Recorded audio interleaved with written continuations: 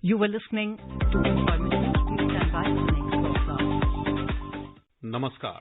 A warm welcome to World News, an Indian perspective on All India Radio. This is Nishit Kumar, and with me is Reshma Tiwari, bringing glimpses of the major developments of the day from across the globe. Over the next half an hour, we shall bring you the latest from the world of politics, economy, sports, entertainment, and more. The headlines.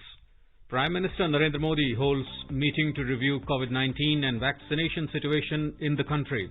Number of deaths worldwide due to COVID-19 pandemic surpasses 3 million.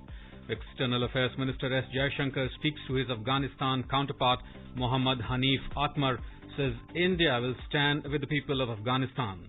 US and Japan reaffirm commitment to work with Quad partners to ensure free and open Indo-Pacific. Raul Castro steps down as Cuban Communist Party chief, signals change in leadership to younger generation. And in IPL cricket, Mumbai Indians take on Sunrisers Hyderabad in Chennai.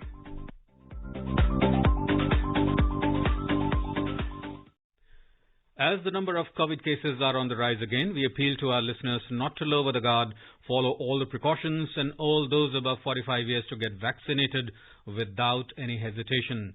Stay safe and protected by following these 3 simple steps. Wear a face mask, maintain 2 gaz ki duri for social distancing, and focus on hand and face hygiene. And now the news in detail. Prime Minister Narendra Modi has said that together India had defeated COVID last year and India can do it again with the same principles but faster speed and coordination. Mr. Modi said this while chairing a meeting this evening to review the status of preparedness to handle the ongoing COVID-19 pandemic. Various aspects relating to medicines, oxygen, ventilators and vaccination were discussed during the meeting. Mr. Modi stressed that there is no substitute to testing, tracking and treatment. He said early testing and proper tracking remains key to reduce mortality. The Prime Minister said that local administrations need to be proactive and sensitive to people's concerns. Mr. Modi directed that close coordination with states must be ensured in handling the pandemic. He said that all necessary measures must be taken to ramp up the availability of hospital beds for COVID patients. The Prime Minister also directed that additional supply of beds through temporary hospitals and isolation centres should be ensured. Mr. Modi also spoke about the need to utilize the full potential of India's pharmaceutical industry to meet the rising demand of various medicines. He reviewed the status of supply of remdesivir and other medicines. The Prime Minister was briefed on the actions taken to address the issue of availability of remdesivir. Union Health Minister Dr. Harshvardhan had exhorted the states to plan in advance the increase of COVID hospitals, beds with oxygen supply facility and other relevant infrastructure to deal with the surge in COVID cases. He requested the states to give special focus on the prominent 5 to 6 cities in their administration, map medical colleges to either these cities or adjoining 2 to 3 districts. Dr. Vardhan chaired a high-level review meeting with the health ministers of 11 states and union territories to review measures taken by them for prevention, containment and management of the recent surge in COVID-19. These states include Maharashtra, Chhattisgarh, Rajasthan, Gujarat, Madhya Pradesh, Kerala, West Bengal, Delhi, Karnataka, Tamil Nadu and Uttar Pradesh. Detailing the number of beneficiaries vaccinated in each targeted segment of the population, Dr. Harshvardhan also addressed the perceived issue of vaccine shortage. He said the total consumption of vaccine so far, including wastage, has been approximately 12 crore 57 lakh 18,000 doses against the 14 crore 15 lakh doses provided by the centers to the states. The national capital Delhi is under weekend curfew in view of the surge in COVID-19 cases. It came into force from 10 p.m. yesterday. The weekend curfew will be lifted at 5 a.m. on Monday. Only essential services are exempted from the restrictions. Police pickets have been placed at various places in the city for checking vehicles and movement of people. Earlier, a 7-hour night curfew from 10 p.m. to 5 a.m. was imposed in Delhi, which will remain there in the weekdays till the 30th of this month. Delhi Police has started a helpline to facilitate the movement pass for eligible persons. The helpline number is 011 234 69900. In case persons involved in essential services face any difficulty or inconvenience in getting their movement passes from police authorities or seek any clarifications, they can call for assistance on this number. During the curfew, movement of persons for marriage-related gatherings up to 50 persons and funeral-related gatherings up to 20 persons will continue to be allowed. Government officials involved in emergency services like health, police, fire and emergency services as well as all other essential services are allowed on production of valid identity cards. All private medical personnel will also be allowed. People coming from or going to airports, railway stations and bus stations have been exempted from production of valid tickets. The number of people who have died worldwide in the COVID-19 pandemic has surpassed 3 million. According to Johns Hopkins University, almost 140 million cases have been recorded since the pandemic began. According to media reports, the last week saw an average of 12,000 deaths a day reported around the world. Bangladesh reported 101 deaths for the second consecutive day, even as hard lockdown in the country entered its fourth day on Saturday. This is the highest death toll 2 days in a row since the first corona-positive case was reported in Bangladesh on March 8th last year. With this, the COVID-19 death toll in the country has gone up to 10,283. The strict lockdown in the country entered its fourth day on Saturday. In the capital city of Dhaka, the impact of the lockdown was visible with very few vehicles and people seen on the roads. Shops were also closed. However, compared to Friday, the number of vehicles and people on the road was larger on Saturday. Police were seen enforcing the lockdown at various places in the town. The World Health Organization (WHO) has said the number of new COVID-19 cases per week worldwide has nearly doubled over the past 2 months, approaching the highest infection rate seen so far during the pandemic. At a special ministerial meeting yesterday, the WHO Director General Tedros Adhanom Ghebreyesus said cases and deaths are continuing to increase at worrying rates. He said some countries that had previously avoided widespread transmission are now seeing steep increases in infections. He attributed the alarming increase to rapidly spreading variants, inconsistent use and premature easing of public health measures, fatigue of populations with social restrictions and dramatic inequity in vaccine coverage. The WHO chief said vaccine equity is a challenge of the time, and as WHO statistics have shown that of more than 832 million vaccine doses that have been administered globally, over 82% have gone to high or upper middle income countries, while low income countries have received just 0.2%. This is All India Radio giving you the world news. 3 steps to stay protected and stay safe from COVID-19. Wear face mask, 2 gaz ki duri to maintain social distancing, maintain hand and face hygiene.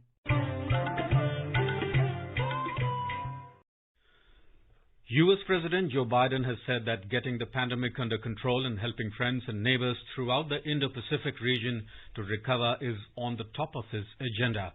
Speaking at a joint press conference with Japanese Prime Minister Yoshihide Suga, remarked on the Quad partnership.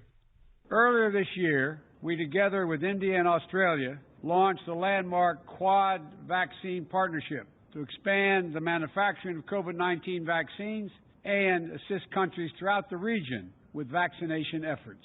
And we agreed to enhance our support for global vaccination efforts through the ACT Accelerator and COVID Facility.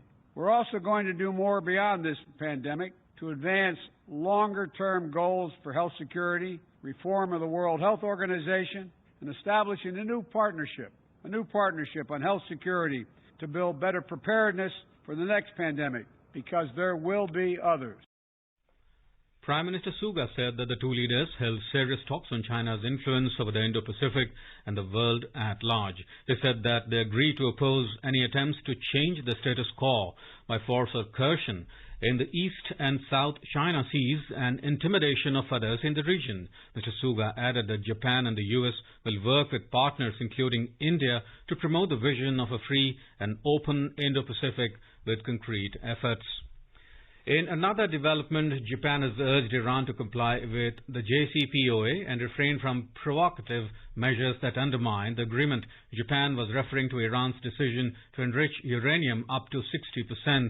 On Tuesday, Iran informed the International Atomic Energy Agency (IAEA) that it would start producing enriched uranium up to 60%. In a statement, Japan said it supports the Joint Comprehensive Plan of Action, or JCPOA, which contributes to the international non-proliferation regime and thereby to the stability of the Middle East. 2 Russian warships transited the Bosphorus en route to the Black Sea today, and 15 smaller vessels completed a transfer to the sea as Moscow beefs up its naval presence at a time of tense relations with the West and Ukraine. The reinforcement coincides with a huge buildup of Russian troops near Ukraine, something Moscow calls a temporary defensive exercise, and follows an escalation in fighting in eastern Ukraine between Russian-backed separatists and Ukrainian government forces. Moscow expelled 10 American diplomats yesterday in retaliation for the expulsion of the same number of Russian diplomats from the United States over alleged malign activity. External Affairs Minister of India, Dr. S. Jaishankar, has said he is deeply shocked by the shooting incident at FedEx facility in Indianapolis in the USA. He said the victims include persons of Indian American Sikh community, and Indian consulate in Chicago is in touch with the mayor and local authorities in Indianapolis as well as the community leaders. He added that the government will render all possible assistance. 4 members reportedly belonging to the Sikh religious community were killed in a shooting incident at a FedEx facility in Indianapolis on Thursday that claimed the lives of 8 workers. Meanwhile, President of the United States, Joe Biden, took a series of executive actions last week to reduce what he called the epidemic of gun violence. A report. President Biden has announced a slew of executive actions to put in place checks to reduce and prevent instances of gun violence in the country. On Thursday, Mr. Biden announced measures to rein in the proliferation of so-called ghost guns. Ghost guns are unlicensed, homemade, build-it-yourself guns which contain directions on how to self-assemble the weapon. The president said that since they have no serial numbers, they cannot be traced at crime scenes. The second measure announced by Mr. Biden is to ask the Justice Department to release a new annual report on firearms trafficking. Thirdly, the president said that he wants to ensure that pistols modified with stabilizing braces are treated with greater seriousness. The modification makes pistols more accurate than a mini rifle. These are 3 of a slew of measures announced by President Biden as he rallies the U.S. Senate to pass gun control legislation. The Constitution of the USA, through its Second Amendment, provides American citizens the right to bear arms. However, President Biden has said that no amendment to the Constitution is absolute. From the very beginning that the Second Amendment existed, he said, certain people weren't allowed to have weapons. Mr. Biden said that 106 people die every day in the U.S. from gun violence. For World News, Prashant Kumar Sinha. India has expressed deep concern about the increase in violence and targeted killings in Afghanistan and has called for an immediate and comprehensive ceasefire. The ministry was responding to media queries on the announcement by the U.S. of withdrawal of its troops from Afghanistan. The ministry, in a statement, noted the decision of the United States to withdraw its troops from Afghanistan and to end its military operations there. It added that it is closely following the ongoing intra-Afghan peace process. India is of the view that an Afghan peace process should be Afghan-led, Afghan-owned and Afghan-controlled. Any political settlement must be inclusive and should preserve the socio-economic and political gains of the past 19 years. India supports a united, democratic and sovereign Afghanistan. Meanwhile, External Affairs Minister Dr. S. Jaishankar on Saturday had a telephonic conversation with Foreign Minister of Afghanistan, Mohammad Hanif Atmar, on recent developments. During the conversation, the ministers discussed the role of neighbors in the Afghan peace process. In a tweet, Dr. Jaishankar said India will stand with the people of Afghanistan. Mr. Atmar said both discussed post-withdrawal cooperation with the U.S. and international allies and the growing partnership with neighbors and regional partners, including valued friend India. Dr. Jaishankar on Friday at the Raisina Dialogue 2021 affirmed that India will do whatever it is in her power to ensure protection of Afghanistan's interests. through our development projects. And I'm sure Dr. Mahib will bear me out. I think in all the 34 Afghan provinces, we have development projects of some kind. I think in the last 20 years, we have demonstrated through our actions and projects on the ground what our real feelings are for Afghanistan. So we believe today that there is goodwill for us, that there is a strong Indo-Afghan friendship. And believe me, we really, really wish the people of Afghanistan well. And we will do whatever is in our power, in our influence, in relationship with other neighbors to ensure that, what is the best interest of the Afghan people is ensured. External Affairs Minister of India, Dr. Jaishankar, will visit Abu Dhabi on Sunday at the invitation of his counterpart. In a tweet, spokesperson of the External Affairs Ministry, Mr. Arindam Bagchi, said that the discussions will focus on economic cooperation and community welfare. Raul Castro confirmed he was handing over the leadership of the Cuban Communist Party to a younger generation at its Congress on Friday. The move ended 6 decades of rule by himself and the older brother Fidel. He already handed over the presidency in 2018 to Protege Miguel Diaz-Canel, 60, who ran the party in 2 provinces before joining the national government. In a speech opening the 4-day event, Castro, 89, said the new leadership would be party loyalists with decades of experience working their way up the ranks and were full of passion and anti-imperialist spirit. The transition comes as Cuba faces the worst economic crisis since the collapse of the former benefactor, the Soviet Union, while there are signs of growing frustration, especially among the younger Cubans. The United States and the UK strongly condemned the arrest of pro-democracy activists in Hong Kong on Friday. In separate statements on Saturday, both countries expressed disapprobation of the Hong Kong authorities' decision to target leading pro-democracy figures for prosecution. The Foreign Office of the UK said that the actions were unacceptable and must stop. It added that the right to peaceful protest is fundamental to Hong Kong's way of life, and it was protected in both the Joint Declaration and the Basic Law, and it should be upheld. The Sino-British Joint Declaration is a binding international agreement which accords Hong Kong a high degree of autonomy. People in Hong Kong are entitled to the rights and freedoms under the Joint Declaration and Basic Law. Meanwhile, the United States condemned the sentencing of 7 pro-democracy leaders and called it politically motivated. It added that Beijing and Hong Kong authorities are targeting Hong Kongers for exercising protected rights and fundamental freedoms, including freedom of peaceful assembly and freedom of speech. On Friday, Hong Kong sentenced pro-democracy media figure Jimmy Lai to 14 months in prison after being found guilty of unauthorized assembly. He was one of several activists in the court who were earlier found guilty of charges relating to large pro-democracy demonstrations in 2019. The opponents of the military government in Myanmar under the banner of CRPH announced the formation of a National Unity Government NUG on Friday. The government will be headed by the deposed President U Win Myint as President and Aung San Suu Kyi as the State Councillor. The CRPH also announced the portfolios of other ministers of the government. The government includes the members of Parliament who were elected in the November 8th national elections last year, led by the National League of Democracy leader Aung San Suu Kyi.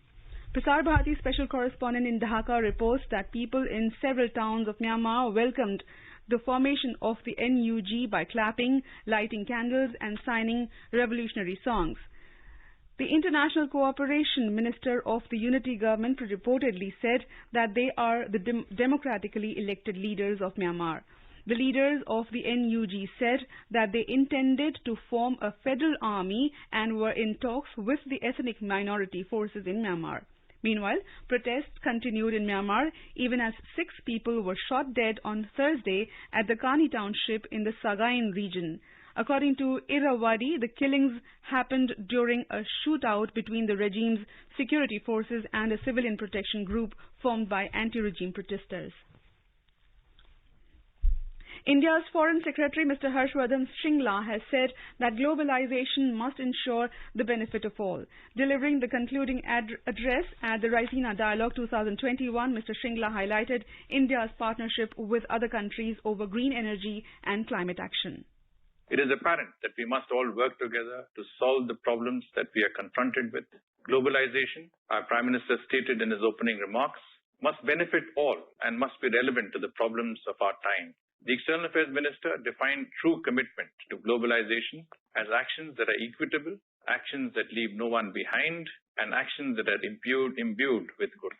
We note with appreciation in this context the remarks of His Excellency President Paul Kagame about India's vaccine production capacity and sense of solidarity. Her Excellency, the Prime Minister of Denmark, highlighted that we are on the brink of a green industrial revolution, a green transformation underpinned by initiatives such as the India-Denmark Green Strategic Partnership is very much in the realm of the possible. Secretary Kerry highlighted the potential of emerging technologies in tackling climate change and its causes and consequences. Experts spoke of the need for policies and actions that drive energy transitions and increased electricity generation, sustainable transport, and sustainable urbanization that preserve and rebuild natural assets, accelerate industrial and tech transformations, and build resilience. Asserting that globalization and multilateralism is the reality of today's world, Mr. Shringala underlined the need to strengthen multilateralism. The shortcomings of the current multilateral system laid bare by the pandemic evoked discussion. There is no retreat from multilateralism or globalization. Multilateralism needs to be strengthened. Where required, plurilateralism will play a complementary and supplementary role. New governance structures that address contemporary threats and non-traditional challenges will need to be created. 5 people were killed and more than 15 injured in police firing during a clash with workers at the under-construction Banshkhali powder plant in Chattogram district of Bangladesh on Saturday. The workers of the Banshkhali coal-fired power plant were agitating for payment of overdue salary, half-day work on Fridays, time for iftar and hike in salary. Prasar Bharati special correspondent in Dhaka reports that the injured have been taken to Chittagong Medical College Hospital. A few of the workers are in critical condition with bullet wounds. The contractor for the project is a Chinese company. Tension has been prevailing since Friday, reportedly over non-payment of workers' dues. The agitated workers allegedly indulged in arson and vandalism inside the plant when the management called the police.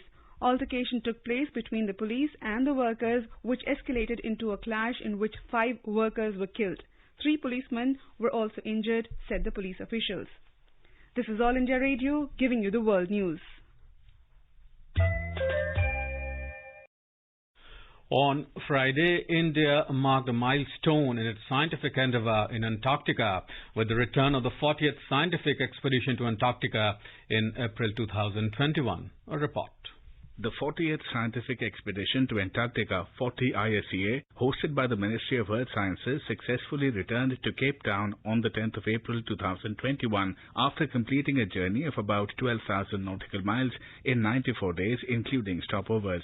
The 40 ISEA was on board the MV Vasily Golovnin, a chartered ice-class vessel. It made stopovers at Cape Town for picking up helicopters and replenishing fuel and provisions, and at the Indian research bases Bharti and Maitri for resupply and changeover of a winter crew. The ocean observing systems deployed during the onward journey and retrieval during the return voyage will help to fill in gaps in information in the Indian Ocean sector of the Southern Ocean. After accomplishing several scientific objectives, changeover of winter crew and Bharti and Maitri's resupply, the 40 ISEA Indian contingent returned to Cape Town on the 10th of April. This achievement concludes 4 successful decades of India's scientific endeavour in the continent of peace and cooperation. Veteran film actor and comedian Vivek passed away in Chennai on Saturday at the age of 59. Prime Minister Narendra Modi has expressed grief over the demise of noted actor Vivek. In a tweet, Mr. Modi said his comic timing and intelligent dialogues entertain people. Prime Minister said both in his films and in life, his concern for the environment and society shone through. Born at Kovilapatti in Tuticorin district in 1961, he came to Chennai for joining as a government employee after passing through his postgraduate education at Madurai. A report from our correspondent. Actor Vivek was a multifaceted personality who loved to act in theatre, films and was a musician too. His comedy was famous because it had a real content to think about. He made fun of superstitions and heavy topics which enlightened the masses. He was interested in social welfare activities and climate conservation. One of his famous dialogue was that life is to do something for the future and it would be meaningless if one doesn't plant even a single tree. He was attracted to the life and ideals of Dr. Abdul Kalam and followed him. He had thousands of youth in his movement of planting trees. His motive was to plant at least 1 million trees and he was partly successful in that. He won many accolades including Padma Shri for his contribution to film industry. The actor was aggrieved of his son in 2017 which did affect his life. But still he continued with his career by acting in films. He has acted in more than 200 films. Hollywood actors say that his death has created a great void which cannot be filled. His objective to protect the environment by planting trees will continue to inspire youngsters because he planted a tree on the day he vaccinated himself against COVID just a couple of days back. Joy, AIR News, Chennai. And moving on to sports, in IPL cricket, chasing victory target of 151, Sunrisers Hyderabad were 119 for 5 in 16 overs against Mumbai Indians at M.A. Chidambaram Stadium in Chennai when reports last came in. Earlier, Mumbai Indians won the toss and elected to bat first and posted 150 for 5 in the stipulated 20 overs. Quinton de Kock scored 40 for Mumbai, while Mujibur Rahman and Vijay Shankar picked up 2 wickets each for Hyderabad. The Board of Control for Cricket in India, BCCI, has got the approval for visas for the Pakistan cricket team as well as the touring media for the upcoming T20 World Cup that is scheduled to begin in India in October this year. It was announced at the BCCI's Apex Council meeting on Friday. The BCCI has informed the Apex Council that the Indian government has agreed to issue visas to the Pakistan cricketers and the touring media for the T20 World Cup. And in the other sports news, India won 3 gold medals on Friday at the ongoing Asian Wrestling Championships in Almaty. Vinesh Phogat won her first gold in the Asian Championships, beating Meng Swan Shea of Taiwan in the 53 kg category final. Anshu Malik in the 57 kg and Divya Kakuran in 72 kg category won their respective finals as India entered the competition with 4 gold, 1 silver and 2 bronze medals. Indian tennis star Ankita Raina took a set-off 2017 French Open winner Latvia's Jelena Ostapenko before going down 6-2, 5-7, 7-5 in the opening match of the Billie Jean King World Cup group playoff tie last night. Raina lost the first set 6-2 to world number 52 but came back strongly to win the second and stretch the Latvian before going down 5-7 in the third. In the second tie, world number 621 Karman Kaur Tandi lost to her much superior world number 47 opponent Anastasia Sevastova 4-6-0-6. And now let us take a look at the major developments around the world as reported in the foreign press. Washington Post writes members of Britain's royal family are gathering for the funeral of Prince Philip, husband of the Queen Elizabeth II and the longest serving consort in the history of the monarchy. The Globe and the Mail writes royal family to wear masks as Prince Philip's funeral. Hymns will not be sung. South China Morning Post US-China tension raise risk of nuclear reactions to cyber attacks. The Globe and Mail writes former FedEx employee who killed 8 at Indianapolis facility was interviewed by FBI last year. And reporting on the Women's FA Cup, The Guardian writes that Kelly hits hat-trick as Manchester City thrash Aston Villa. And before we close, a look at the headlines once again. Prime Minister Narendra Modi holds meeting to review the COVID-19 and vaccination situation in the country. Number of deaths worldwide due to COVID-19 pandemic surpasses 3 million. External Affairs Minister S. Jaishankar speaks to his Afghanistan counterpart Muhammad Hanif Atmar, says India will stand with the people of Afghanistan. US and Japan reaffirm commitment to work with Quad partners to ensure free and open Indo-Pacific. Raul Castro steps down as Cuban Communist Party chief, signals change in leadership to younger generation. And in IPL cricket, Mumbai Indians take on Sunrisers Hyderabad in Chennai. India is celebrating the 151st birth anniversary of Mahatma Gandhi. Before we end, let us listen to his favorite bhajan Vaishnava Jan by artists from France.